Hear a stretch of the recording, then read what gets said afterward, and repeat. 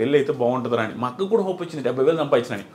అక్కడ స్టార్ట్ అయిన నా జర్నీ లాస్ట్ బిగ్ బాస్ రివ్యూస్లో 1 మంత్కి 39 లక్షలు మీరు ఆల్రెడీ చూసుంటారు. అక్కడ దాకా వచ్చింది. నేను ఈ వీడియోలో ఇవి చెప్పేది పొగరుగా చెప్పట్లేదు బ్రో. కొంతమంది జెన్యూన్గా చెప్తున్నాను, కొంతమంది ఫ్యామిలీస్ కానీ కొంతమంది ఫ్యామిలీస్లో ఉండే పేరెంట్స్ కానీ స్ట్రగుల్ని తీసుకోలేక సూసైడ్ తీసుకుంటారు. ఎగ్జాంపుల్ మా మదర్కి పీక్ ప్రాబ్లమ్స్. మా ఇంట్లో అందరికీ ఏంటంటే ఆస్తులు ఉండేవి బ్రో. ఆస్తులు ఎలాంటి ఆస్తులు? మెట్ట ప్రాంతం అది. ఆస్తులు అయితే ఉంటాయి చెప్పుకోవడానికి 8 ఎకరాలు 9 ఎకరాలు 10 ఎకరాలు అంటారు, కానీ అవి ఎవడు కొండవు దాంట్లో పంటలు పండవు. ప్లస్ పల్లెటూరులో ఉండేవాడు పీక్ ప్రాబ్లమ్స్ వచ్చినా అవి అమ్మడు. దానివల్ల ఆస్తులు కొంచెం ఉన్నప్పటికి కూడా ప్రాబ్లమ్స్ ఎప్పుడు ఉండేవి. చేతిలో డబ్బులు ఉండేది లేదు. బర్రెలు ఉంటాయి, బర్రెలు మొత్తం మా అమ్మాయి చూసుకుంటుంది. గెడ్డి మోపులు తెచ్చేది మా అమ్మాయి, వ్యవసాయం చేసేది మా అమ్మాయి, నిమ్మతోట ఉండేది అది కూడా పోయిందిలే. అక్కడికి పోయేది మా అమ్మాయి, మాకు వండి పెట్టేది మా అమ్మాయి, 4 పిల్లకాయలని. అన్నీ చూసుకునేసరికి మా అమ్మకి బాగా, మా అమ్మ కూడా హైట్ ఎక్కువ, సన్నంగా ఉండేది. అంత ప్రాబ్లమ్స్ ఫేస్ చేస్తే ఒకసారి హోటల్ ఉండేది మాకు. ఎంత ప్రాబ్లమ్స్ అంటే ఒకసారి ఊహించుకుంటేనే అంటే నేను పేరెంట్ అయిన తర్వాత మా ఇంట్లో వాళ్ళు ఎంత స్ట్రగుల్ అయి ఉంటారో మా అమ్మ అనిపిస్తుంది. మా వైఫ్ని చూసిన తర్వాత హోటల్ ఉండేది, చిన్న హోటల్, ఊర్లో రేకుల షెడ్ వేసి ఒక హోటల్, మా సొంత ప్లేసే కాబట్టి అక్కడ పెట్టాము. బోండాలు, ఇడ్లీలు, పూరీలు అన్నీ చేసి మా అమ్మాయి పెట్టి మా అమ్మాయి వండి అందరికీ పెడతా ఉండేది. అవే డబ్బులు వస్తూ ఉండేవి. అప్పుడు మేము హ్యాపీగా ఉన్నాం. ఆ టైంలో ఆ హోటల్ పెట్టిన టైంలో మాది మంచి సక్సెస్లో ఉండింది. ఓకే, కొంచెం డబ్బులు చూస్తున్నాం. ఆ టైంలో నేను బీటెక్ జాయిన్ అవుతూ ఉండేది. జాయిన్ అయ్యి బీటెక్ కాలేజీకి పోయే ముందు రోజు మండలు దుడిచేది, ప్యాకెట్లు కట్టేది. నాకు ఇష్టం ఉండదు, ఎవరికి ఇష్టం ఉంటుంది బ్రో. బిల్డప్ ఇవ్వాలని ఎవరికైనా ఉంటుంది. మిడిల్ క్లాస్ పర్సన్ బిల్డప్ ఇస్తాం. బీటెక్ స్టూడెంట్ అంటే ఏమనిపిస్తుంది? సో బిల్డప్ ముందు అనుకునే వాళ్ళం. ఆ ప్యాకెట్లు కట్టుకుంటా అవి క్లీన్ చేసుకుంటూ ఉండేది. ఆ టైంలో మా అమ్మకు ఒకరోజు నేను పూరి చేస్తా, పూరి బాండలు మొత్తం కాలం మీద పడిపోయింది. వేడి ఆయిల్ డైరెక్ట్ పూరీలు చేస్తూ ఉంది. అది స్లిప్ అయి పడిపోతే ఆ పడ్డ కాళ్ళంతా కాలిపోయింది. ఎగిరొచ్చి ముఖం మీద అంతా పడ్డాయి. మొత్తం ముఖం కాలింది, కాళ్ళు కాలి. మా అమ్మ ఆల్మోస్ట్ 3-4 నెలలు బెడ్ రెడ్. అక్కడి నుంచి అంటే ఆ రోజు నుంచి మా అమ్మకి మొత్తం టర్న్ అయింది. అంటే ప్రాబ్లమ్స్ ఏమి ఎక్కువ ఉన్నాయి, లోన్స్ ఏమి ఎక్కువ ఉన్నాయి. మా చెల్లెళ్ళు ఒక బాధ, ప్లస్ మా నాన్న పెద్దగా వర్క్ చేయడు, నాదొక బాధ, నాకు జాబ్ లేదు. ఇవన్నీ బాధలు పెట్టుకొని ఆ టైంలో మా అమ్మ ఏమనిపిస్తుందంటే ఈ పెయిన్స్ ఎక్కువ ఉండేవి, బ్యాక్ పెయిన్ ఎక్కువ వచ్చేది, ఈ ఆయిల్ పడ్డ మంటలు ఎప్పుడు ఉండేవి. దానివల్ల సడన్గా ఒకరోజు సూసైడ్ చేసుకుని చచ్చిపోయింది. అది ఎందుకు చచ్చిపోయింది, ఏమి రీజన్స్ అనేది తెలియదు. మాకు అర్థమైంది ఏంటంటే ఎప్పుడు బ్యాక్ పెయిన్ అంటూ ఉంటుంది, ఈ మంటలు అంటూ ఉంటుంది, పరిస్థితులు బాగాలేవు, అప్పులు ఎట చేయాలనేది. ఎందుకంటే మా అమ్మ ఒక్కటే కష్టపడుతూ ఉంటుంది. అవన్నీ తట్టుకోలేక సూసైడ్ చేసుకుని చచ్చిపోయింది బాత్రూమ్కి వెళ్ళి. అది కూడా నార్మల్. ఆ రోజు కూడా లాస్ట్ ఫుడ్ తినింది నేనే. గోంగూర పచ్చడి నాకు ఎప్పటికీ గుర్తుంది. అంటే మన బెల్ల పెట్టుండదు తెలుసాను. ఇప్పుడు నేను రిగ్రెట్ ఫీల్ అవుతా. ఆ రోజు కూడా నాకు ఇప్పటికి గుర్తు. ఏంది మా ఈరోజు కూర అంటే పచ్చడి రాని. పచ్చడితో ఏంది అంటే మా ఇది సరే పెట్ట 2 ముద్దలు తిని నేను తినలేను, తిను. మన బిహేవియర్ అట్లా ఉంటుంది. బిల్డప్ ఇస్తుంటాం కదా, ఇసిరేసేది ప్లేట్లు, అదే విధంగా ఉండేది. అక్కడ పెట్టేస్తే మా అమ్మాయి లాస్ట్లో సరే నేను తింటలేపో అన్నది పెట్టేసి మా ఫ్రెండ్ వాళ్ళ ఇంటికి వెళ్ళిన. రోజు ఆడే పడుకునేది మా ఫ్రెండ్ వాళ్ళ ఇంట్లో. ఎందుకంటే చిన్నప్పుడు మా ఇంట్లో దొంగలు పడ్డారు. అప్పటి నుంచి నాకు దొంగలు అంటే భయం. మా ఇంట్లో పడుకున్నాను. అక్కడికి వెళ్తే నేను వేరే ఫ్రెండ్స్తో ఫోన్ మాట్లాడుతున్నా 11-11 టైంలో. నాకు ఫోన్లు వస్తా ఉన్నాయి మా ఇంట్లో నుంచి నాన్ స్టాప్గా. కట్ చేస్తా ఉన్నా, మనకి ఓవరు కట్ చేస్తున్నా. ఒక టైంలో ఏక ఫోన్ చేస్తానంటే ఇంటికి అడిగినా అన్నాడు. మర్చిపోయింది, నేను ఫోన్ ఎత్తకపోతే నా ఫ్రెండ్ లోపల ఇంట్లో ఉన్నాడు. వాడికి ఫోన్ చేసి అది ఏంది ఫోన్ ఎత్తట్లేదు, ఒకసారి ఇంటికి రమ్మని రాను.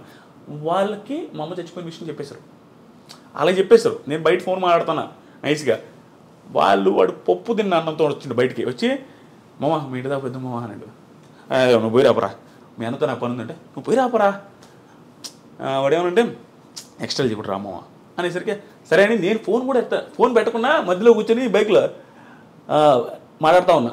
వాడులా మామ ఫోన్ పెట్టి మామ అన్నాడు. ఫోన్ పెట్టి అన్నాడు.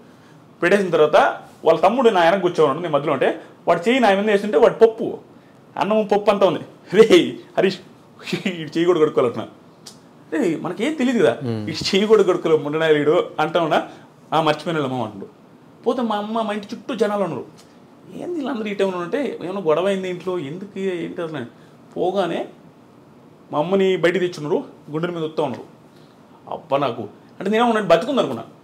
ఎంత అప్పుడు ఇంకా వెంటనే చూడగానే చచ్చిపోయింది. నేను మిద్ది మీద బీభత్సంగా ఏడ్చిపోవడానికి ఆ రోజు నుంచి దాదాపు 1 మంత్ నేను ఫుల్ స్ట్రగుల్ అయిపోయినా. యాక్చువల్గా నేను బాధపడ్ను. ఓ అమ్మ నేను ఎమోషనల్ అయిపోతా స్వామి నిజంగానే. యాక్చువల్గా నేను బాధపడ్ను. ఆ టైంలో నా బాధ అంటే తెలిసింది. అంటే వెరీ రెక్లెస్ క్యాండిడేట్ బ్రో. అంటే రెక్లెస్ అంటే మనకి ప్రేమ ఉంటుంది. చాలామంది పిల్లకాయల దగ్గర యూత్ దగ్గర ఉండేది ఇదే, అమ్మన్న నాన్న ఇష్టమే తెలియకుండా కోపాలు ఎవరు మీద చూపించలేక ఇంట్లో సిరీస్లు కొడతా ఉంటారు ప్లేట్లు. నేనంతే, పప్పుచారు అంటే ఇష్టం, పప్పుచారు చేయకపోతే నేను ప్లేట్ ఇస్తుండేది, ఏంది కూరలు ఎప్పుడు ఇదేనని. పరిస్థితులు బాగాలేవు, అది మనకు తెలిసినా కూడా బిల్డప్ ఇస్తుంటాం. ఆ సిచ్యువేషన్ అప్పుడు నాకు అన్నీ గుర్తొస్తుంది, ఎంత ఓవర్ చేశాము రా అని. కానీ నిజంగా చెప్తున్నా బ్రో, మా అమ్మ చనిపోయే ముందు 2 months 2-3 months మా అమ్మని భయంకరంగా అర్థం చేసుకుంటాను. చెప్పిన ప్రతి మాట వినేవాడిని. ఎందుకో మా అమ్మ భయంకర స్ట్రగుల్ అవుతుంది నాకు అర్థమైంది. అక్కడ ఒక టైం వస్తుంది చూస్తారా, మనం కూడా ఎంత ఎదవైనా అర్థం చేసుకుంటాడు, ఆ పక్కలో నేను ఎంత ఇబ్బంది పడుతున్నాను. ఆ టైం అది మళ్ళీ అర్థం చేసుకునేది బ్రో. చిన్న మాట, ఒకప్పుడు నేను రోడ్లో పేరాపర్ వచ్చినాడు అంటే నేను పంపము అనేవాడిని. అలాంటిది ఒక మాట చెప్పిన వెంటనే వెళ్ళేవాడిని. మా అమ్మకి భలే ఆనందం, నేను ఒక్కని ఎంత బాగా వింటున్నాడు అనే ఫీలింగ్లో ఉండేది. కానీ సడన్గా చేసుకునేసరికి మాకు ఎవ్వరికి అర్థం కాదు. అది ఎట్లా అంటే బాత్రూమ్ రేకులు బాత్రూము, మా అమ్మ 5.7 5.8 ఉంటుంది, ఆ ఎత్తు 5.9 ఉంటుంది అంతే ఆ బాత్రూమ్. అంటే మనిషి ఊరేసుకొని ఏలాడాలంటే కాలు తగులుతుంటాయి. ఎలా ఎంత ఇబ్బంది పడి ఊరేసుకున్నదని మాకు ఇప్పటికీ ఆశ్చర్యం కనిపిస్తుంది, ఎంత పెయిన్ ఉంటే బాధపడద్దని. ఈ సుత్తి అంతా నేను ఎందుకు చెప్తున్నా అంటే, సుత్తి కాదు, చాలా మందికి ఇది ధైర్యాన్ని ఇవ్వాలి నాకు. ఆ పొజిషన్ నుంచి మా అమ్మ లైఫ్ మారదులే, ఇంకా నా జీవితమే ఇంతే అనుకుని సూసైడ్ చేసుకుంటే, అంటే నేను ఇంకా నా లైఫ్ మారదు అనుకుంటే, నేను ఇప్పుడు 20 మంది లైఫ్ని మారుస్తున్నా. నేను సెలూన్ పెట్టి నా సెలూన్లో 20 మంది పనిచేస్తున్నారు, నా చుట్టూ 5-6 మంది ఉంటారు, వాళ్ళ లైఫ్లు నేను చూసుకుంటూ ఉంటాను. ఇన్ని లైఫ్లు నేను మారుస్తుంటే మా అమ్మ లైఫ్ మార్చలేను అనుకున్నది. హోప్లెస్గా అయిపోయి సూసైడ్ చేసుకుని చచ్చిపోయింది, ఇంకా ఆనందం ఉంటుంది. అదే మా మదరు సూసైడ్ చేసుకోకుండా ఎదిరించి పోరాడి ఇక్కడ దాకా ఉండుంటే, ఈరోజు మా మదర్ ఉన్నప్పుడు నా సక్సెస్ ఇంకా ఎక్కువ ఉండేది కూడా, ఆనందంలో ఇంకా హ్యాపీగా ఉండదు. ఇప్పుడు మేము వీడియో చేస్తున్నాం, మా అమ్మ మదర్ కూడా మా వీడియోస్లో ఉండుంటే ఇంకా ఎంత బాగుంటుంది. ఇవన్నీ ఆలోచించుకుంటుంటే నాకు అనిపిస్తుంది, ఒరే నాయన సూసైడ్ ఎందుకు చేసుకుంటారో, నా లైఫే బెస్ట్ ఎగ్జాంపుల్. అసలు టర్నింగ్ పాయింటే ఉండదు, హ్యూజ్ ప్రాబ్లమ్స్ కానీ మా అమ్మ సూసైడ్ చేసుకున్నది. నా లైఫ్ ఈరోజు ఎట్టుంది, ఏ రకంగా ఉంది. మా ఊర్లో ఇంకొక ఎగ్జాంపుల్, నేను క్వశ్చన్ కూడా అడగ, నాకు మా ఊర్లో చిన్న ఎగ్జాంపుల్ చూడండి లైఫ్ మారడానికి. నేను జస్ట్ ఒక ఇంగ్లీష్ మాట మాట్లాడితే యా అన్న ఒకరి ముందు, ఏదో అడిగితే యా అంటే మేము కానీ మెతుకులేదు కానీ ఇంగ్లీష్ రా నీకు అన్నారు. నేను 10th చదివేటప్పుడు ఆ పొజిషన్ అట్లా ఉండేది మాకు. ఆ రోజు నుంచి నా దగ్గర అప్పు తీసుకుని 10,000 ఎగ్గొట్టారు. అది అక్కడ దాకా వచ్చి ఇవన్నీ మా అమ్మ జోలు అయిపోయింది. ఇప్పుడు ఇంట్లో వాళ్ళకి ఎట్ట బ్రో, పల్లెటూరు ఆడవాళ్ళకి ఎట్ట, మా కొడుకు 30,000 శాలరీ అయితే 50 చెప్పుకుంటారు, అదే వాళ్ళకి ఆనందం. ఇవన్నీ మా అమ్మ చూడలేకపోయింది.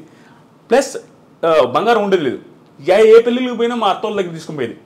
ఆ పొజిషన్ నుంచి ఈరోజు ఏమైనా కొనిచ్చే పొజిషన్ చూడలేకపోయింది. అందుకని ఆవేశపడకూడదు మనిషి.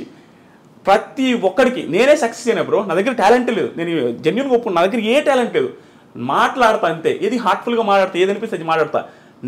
టాలెంట్ లేని నేనే పెద్దగా చదివాను కూడా కాదు, ఓకే ఏదో వచ్చాయి. అలాంటి పర్సన్ నేనే సక్సెస్ అయిపోయి నా లైఫ్ మా ఫ్యామిలీ లైఫ్ మార్చేస్తే, ఎంతోమంది బీభత్సమైన టాలెంట్ ఉంటుంది, వాళ్ళు ఎందుకు చచ్చిపోవాలా, వాళ్ళు ఎందుకు సూసైడ్ చేసుకోవాలి, నాకు అర్థం కాలే. నువ్వు వెయిట్ చేయి. బిగ్ బాస్ బిగ్ బాస్ చాలా మంది ఆ షోని తిట్టుకుంటూ ఉంటారు, ఇప్పుడు తెలియదు ఉంది అది ఒక షోనా అంటారు. ఇన్ని చెప్తుంటే ఆ షో ఒక లైఫ్ మార్చింది, ఒక ఫ్యామిలీ లైఫ్ మార్చింది, మా తరాన్ని మార్చింది. ఇక్కడ నుంచి మా తరం స్టార్ట్ అయిపోద్ది, మా ఒక జనరేషన్ మార్చినట్టే. దాంతోపాటు నా చుట్టూ ఉండే ఒక 20 మంది బతుకుతున్నారు. దీంట్లోనే కెరీర్ ఎత్తుకోగలిగిన టైం వస్తే, అన్ని కలిసి వస్తే, అలాంటిది వేరే వాళ్ళు ఎందుకు ఎత్తుకోలేరు, చదువుకొని బాగా చదువుకున్న వాళ్ళు. సో నేను ఈ ఇంటర్వ్యూలో కానీ ఎక్కడొచ్చినా నేను ఈ పాయింట్ నా జీవితం మొత్తం చెప్తా ఉంటా, సూసైడ్లు చేసుకోవద్దు. ఏ లైఫ్ ఏ టైంలో నీకు రోడ్డు మీద 1 కోటి రూపాయలు దొరుకుతుందో తెలియదు. నీకు ఏ పిల్ల నిన్ను నచ్చి ఆ పిల్లకి 100 కోట్ల రూపాయలు నీకు తెలియదు. నీకు ఎక్కడైనా చేంజ్ అయిపోవచ్చు, నీ లైఫ్ మొత్తం డిజాస్టర్ నుంచి హై క్లాస్లోకి వెళ్ళిపోవచ్చు. ఆ హోప్ ఉంచుకోండి, ఎవడు చచ్చిపోవద్దు. నీకు నిజంగా చచ్చిపోవాలనిపిస్తే, నీకు అసలు నీ పరిస్థితి బాగాలేదంటే ఆకలితో చచ్చిపోయి కావాలంటే ఇది వెయిట్ చేయి లాస్ట్ రోజు దాకా ఏది దొరకపోవచ్చు, నువ్వు ఎట్టగా చచ్చిపోతావు. అంటే నీకు నువ్వు చచ్చిపోవాల్సిన అవసరం లేదు, నువ్వు తట్టుకోలేకపోతే అది ఆటోమేటిక్గా అయిపోద్ది. చచ్చిపోవద్దు, అది నేను అనుకునేది. ఆ పొజిషన్ నుంచి ఈ పొజిషన్ దాకా వచ్చి చూసారా, నేను ప్రతిసారి చాలామందికి చెప్పేది అంటే, నేను నా ప్రాబ్లమ్స్ ప్రతిసారి చెప్తుంటా. ఎందుకు తెలుసా, నాకు ఇప్పుడు ప్రాబ్లం ఉందని నేను చెప్పట్లా, నేను డైరెక్ట్గా చెప్పే కదా 33 లక్షలు ఒక నెలలో వచ్చినాయి. నాకు ప్రాబ్లం లేవు, సింపతి కాదు ఇది.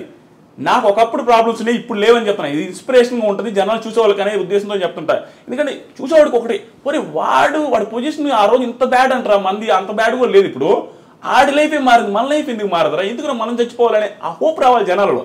సూసైడ్ చేసుకునే అంత ఎదవలు లేరు. మా అమ్మని ఇప్పటికీ మా ఊర్లో తిడతారు, ఎదవగాపోతే ఆ రోజు సూసైడ్, ఆ పిల్ల ఆ ఎదవగాపోతే అట్లా చచ్చిపోకుండా ఉంటే ఈరోజు బంగారం ఉండు కదనే ఆవేశపడి ఆ పిల్ల అటు చేసుకుంది కానీ మా అమ్మల్ని తిట్టా ఉంటారు అందరూ. అంతే కదా, చాలా ఇది బ్రో ఇవన్నీ.